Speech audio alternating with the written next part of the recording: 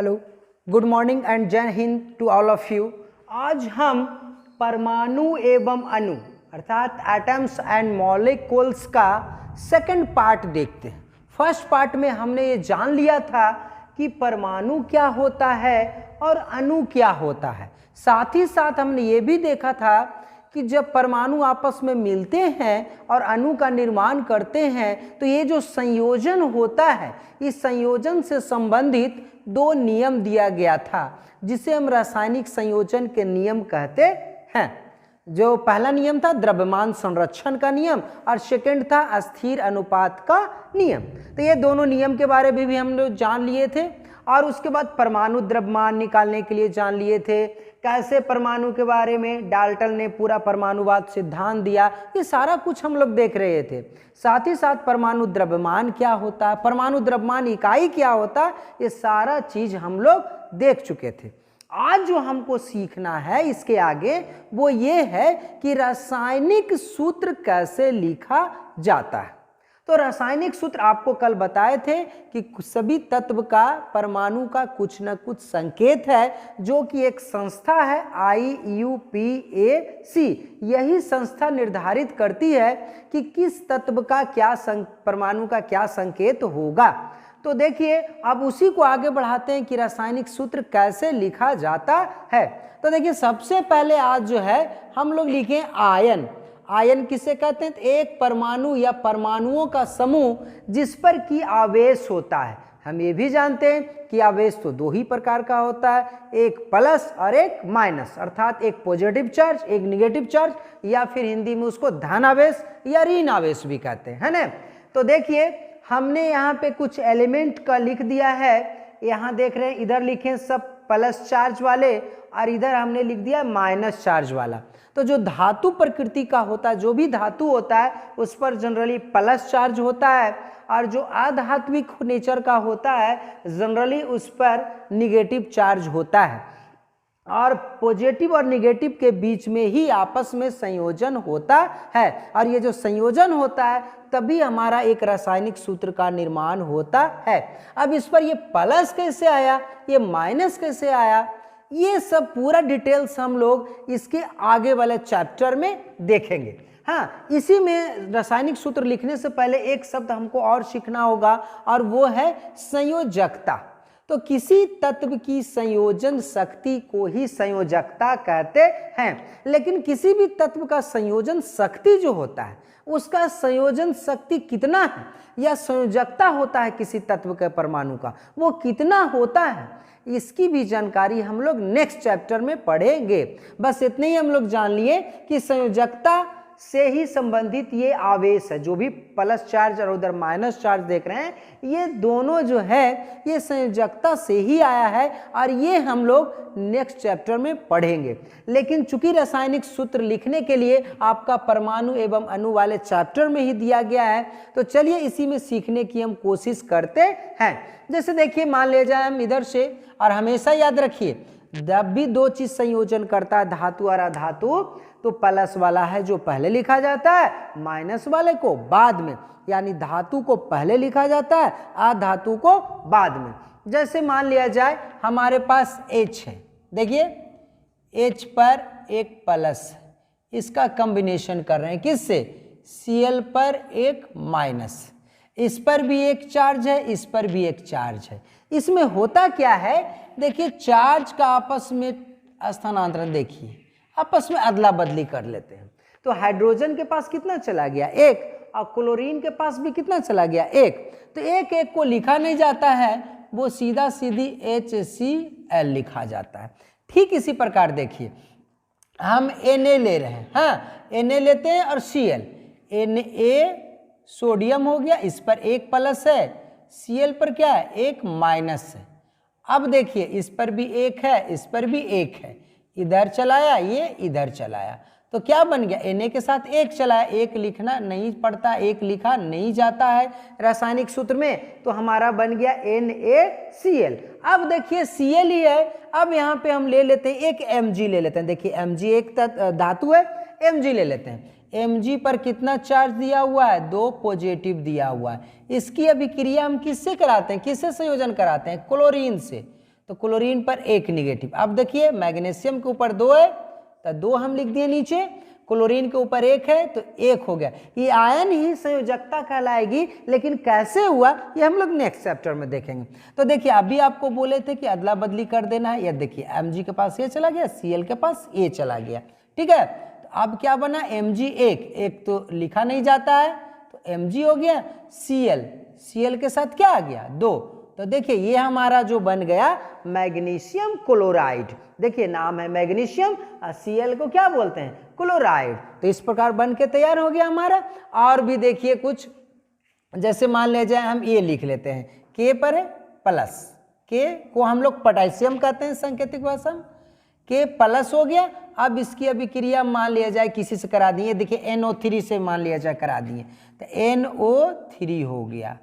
हाँ अब देखिए इस पर भी एक चार्ज, इस पर भी एक चार्ज, ये इसके पास ये इसके पास, तो दोनों तो सिंगल है तो कोई अलग से लिखने की जरूरत नहीं है, KNO3। और इसका नाम क्या होगा, देखिए K का क्या था पोटेशियम और NO3 का क्या नाम था, नाइट्रेट, तो इसका नाम क्या हो गया, पोटेशियम नाइट्रेट। ठीक इसी प्रकार और देखिए कुछ चेंजिंग, देखिए कॉपर दोनों कॉपर का ही संकेत है, Cu भी Cu, कॉपर का हिंदी में तांबा कहते हैं, तो कॉपर पर ही दोनों देखिए संकेत दिया हुआ है, एक Cu प्लस। हाँ तो अगर याद रखिएगा हमेशा यदि कम रहता है चार्ज तो उसे प्लस कहा जाता है, हाँ, और ज्यादा चार्ज रहता है तो उसे प्रिक जोड़ दिया जाता है। जैसे इस प्रकार देख रहे हैं क्यूप्रस या क्यूप्रिक, इक जोड़ दिया गया, इसमें रस जोड़ दिया गया। ठीक इसी प्रकार आपका और कहीं होगा, हाँ देखिए Fe, इस पर 2 ही चार्ज है तो इसको फेरस कहें, और जब 3 चार्ज हो गया तो इसे क्या बोलते हैं, फेरिक बोलते हैं, इसे क्या बोलते हैं, फेरिक बोलते हैं। अब देखिए चलिए आइए अब किसी से अभिक्रिया करा देते हैं, मान लिया जाए अभी हमारे पास क्या है, Cu है, हाँ Cu है, Cu पर कितना चार्ज है, 2 चार्ज है, ये ले लेते हैं और एक क्लोरीन से अभिक्रिया करा देते हैं मान लिया जाए, तो इस पर 2 है और इस पर कितना है 1, देखिए ऐसे करके हो जाता है। अब देखिए Cu के साथ कितना चला आया, 1 आ गया, और Cl के साथ कितना चला गया, इसका वाला आयन जो तो चार्ज था वो इधर चला गया, तो CuCl2। अब Cu पर 2 प्लस है तो उसका नाम क्या है, क्यूप्रिक, और Cl पर निगेटिव है तो इसे क्या बोलते हैं, क्लोराइड, तो इसका नाम क्या हो गया, क्यूप्रिक क्लोराइड, इसका नाम क्या हो गया, क्यूप्रिक क्लोराइड। ठीक इसी प्रकार सभी चीज का बनता है, जितना भी देख रहे हैं इधर धात्विक वाला है, इधर अधात्विक वाला दिखाई पड़ रहा है। अब प्लस और माइनस, अब आपको समझ में आ गया होगा कि कैसे कैसे करके हम सूत्र लिख रहे हैं, हाँ बिल्कुल समझ में आ गया होगा आपको। अगर नहीं आए तो एक आध और देख लेते हैं, मान लिया जाए एक दूसरा देख लेते हैं Ca पर, हाँ Ca है, इस पर कितना है 2 प्लस इस बार ले लेते हैं, मान लिया जाए इसकी अभिक्रिया हम करा देते हैं O से, तो ऑक्सीजन है ऑक्साइड, इस पर क्या है 2 निगेटिव। अब देखिए ये 2 है ये 2 है, हाँ तो ये 2 क्या हुआ, 2 कट जाएगा तो सिंगल ही बचेगा ना, तो इसलिए इसका क्या नाम हो गया CaO। तो अब इसे क्या पढ़ेंगे, कैल्शियम, वो क्या हो गया ऑक्साइड। अब देखिए इसी का अभिक्रिया दूसरा से कराते हैं, Ca पर कितना चार्ज है 2 प्लस देखिए इस पर चले आते हैं OH पर करा लेते हैं अभिक्रिया, OH 1 निगेटिव आयन है तो इसके नीचे 2 और इसके नीचे 1 लिख दिए, देखिए ऐसे करके आ गया। कैल्शियम के साथ कितना चला गया 1, और OH के साथ कितना चला आया 2, लेकिन OH दोनों के पास गया है 2, तो इसलिए हम O2H2 नहीं लिखेंगे, इसको कैसे करेंगे, हम एक ब्रैकेट दे देंगे और यहाँ पे नीचे 2 लिख देंगे। इस प्रकार हम लिखेंगे, जब 2 या 3 हो, जो 2 तत्व का कॉम्बिनेशन हो या 3 तत्व का कॉम्बिनेशन हो, तो हम इस प्रकार उसको लिखेंगे, इसके आवेश को। तो इसका नाम क्या हो गया, Ca से हो गया कैल्शियम, OH निगेटिव आयन को हम क्या बोलते हैं, हाइड्रोक्साइड, तो इसका नाम भी क्या हो गया, कैल्शियम हाइड्रोक्साइड। ऐसे करके जो है रासायनिक सूत्र लिखा जाता है। अगर ये दोनों आप लिख लीजिएगा अपने कॉपी पे तो ये बहुत आसान होगा आपको रासायनिक सूत्र लिखने में। साथ ही साथ यदि रासायनिक सूत्र लिखा हुआ है तो उसको क्या पढ़ें, क्योंकि बच्चे लोग बहुत सारे पढ़ नहीं पाते हैं। तो क्या पढ़ें, तो इसलिए हमने इसको भी हिंदी इधर लिख दिया, इसका भी लिख दिया है पूरा। आप दोनों का कॉम्बिनेशन करा करा के देखिएगा और दोनों का नाम लिख सकते हैं, एकदम आसानी से लिख सकते हैं। इसी प्रकार रासायनिक सूत्र को लिखा जाता है। अब देखिए इस चैप्टर में जो एक टॉपिक और बच रहा है हल्का सा, वो हम लोग देख लेते हैं। जैसे आणविक द्रव्यमान कह रहा है, आणविक द्रव्यमान क्या होता है, तो आपको तो पहले ही बता दिए हैं कि यदि दो परमाणु या दो से अधिक परमाणु आपस में मिलते हैं तो ही अणु का निर्माण होता है। अगर एक ही तत्व का परमाणु आपस में संयोग किया तो वो तत्व का अणु हो गया, और अलग अलग तत्व का परमाणु आपस में संयोग हुआ तो वो यौगिक का अणु हो गया। तो देखिए आणविक द्रव्यमान, परमाणु द्रव्यमान तो हम कल ही बता दिए थे कि कैसे करके निकाला जाता है कार्बन के सापेक्ष। तो आज हम लोग आणविक द्रव्यमान देखते हैं। तो सभी संगठक परमाणुओं के द्रव्यमानों का योग, जैसे हमने HCl लिया है, हाँ, तो इसमें कौन कौन परमाणु है, हाइड्रोजन का है, और Cl किसका है, क्लोरीन का है। तो हाइड्रोजन का परमाणु द्रव्यमान 1 होता है और क्लोरीन का परमाणु द्रव्यमान 35.5 होता है। तो दोनों को हम जोड़ दिए तो जोड़ के आ गया 36.5। तो चूंकि परमाणु द्रव्यमान इकाई में परमाणु द्रव्यमान को U से लिखा जाता है उसके द्रव्यमान को, तो ठीक इसी प्रकार आणविक द्रव्यमान को भी किससे संकेत इकाई में लिखा जाता है, U में। तो 36.5 U। इसी प्रकार और भी सभी चीज का लिख सकते हैं, किसी भी चीज का लिखना हो तो, है ना, किसी भी अणु का। अब इसके बाद जो आपका इस चैप्टर में मेन एंड मोस्ट इंपॉर्टेंट छोटा सा टॉपिक है, लेकिन बहुत इंपॉर्टेंट टॉपिक है, मोल संकल्पना। इसके बारे में जानने की कोशिश करते हैं कि मोल क्या होता है। जैसे हम लोग सभी लोग बचपन से बोलते आए हैं कि एक दर्जन मतलब कितना हुआ, एक दर्जन मतलब 12 हुआ। तो 12 तो कुछ भी हो सकता है, 12 केला भी हो सकता है, 12 कॉपी भी हो सकता है, 12 पेन भी हो सकता है। तो एक दर्जन का मतलब इतना सारा कुछ हो सकता है। जैसे एक सैकड़ा बोल दिए, तो एक सैकड़ा में 100 कॉपी भी हो सकता है, 100 पेन भी हो सकता है, 100 रुपया भी हो सकता है, 100 केला भी हो सकता है, कुछ भी हो सकता है। वो एक मापदंड निर्धारित है कि इकाई निर्धारित है कि एक दर्जन बराबर हमको कितना समझना है, 12 समझना है। तो ठीक इसी प्रकार का मोल भी है। मोल भी कंसेप्ट एकदम क्लियर कीजिए। जैसे एक दर्जन हुआ, एक सैकड़ा हुआ, एक ग्रूस हुआ, ठीक इसी प्रकार हमारा मोल भी एक संख्या निर्धारित है। तो ये मोल जो है, मोल का मतलब ही होता है कि परमाणुओं आयनों का एक ग्रुप, एक पुंज।